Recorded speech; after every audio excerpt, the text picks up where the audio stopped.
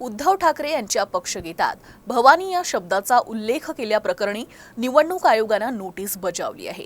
याला उत्तर देताना राज्याचे उपमुख्यमंत्री अजित पवार म्हणाले की हा निवडणूक आयोगाचा निर्णय असून त्यात कोणत्याही राजकीय पक्षाचा हस्तक्षेप नाही। आयोगाला योग्य वाटेल तो निर्णय घेतला जातो।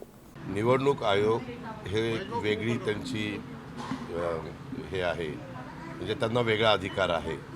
त्याच्यामुळं निवडणूक आयोगाने काय निर्णय द्यावा हा त्यांचा अधिकार आहे। त्याच्यात आम्हाला बोलण्याचाही इंटरफेअर करण्याचा पण अधिकार नाही आहे। पूर्णपणे त्यांना स्वायत्तता आहे की नाही?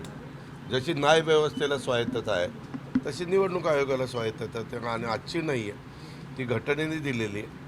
त्यांना जे आता अनेकांना मला मध्ये एक नोटीस आली, नोटीस येतात त्याच्या संदर्भात नोटीसला आपण उत्तर द्यायचं असतं, आणि मग नोटीसला उत्तर दिल्यानंतर काय तो निर्णय ते देत असतात। कुणी काय करावं हा ज्याचा त्याचा प्रश्न आहे।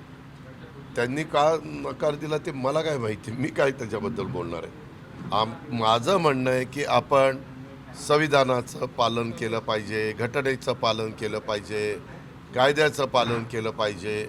आपण ज्यांना स्वायत्तता दिलेली आहे, ज्यांना तो अधिकार दिलेला आहे, त्यांचं निवडणूक आचारसंहितेच्या नियमांचं पालन केलं पाहिजे। सगळ्यांनीच, आम्ही पण केलं पाहिजे, समोरच्यांनी पण केलं पाहिजे, असं माझं मत आहे।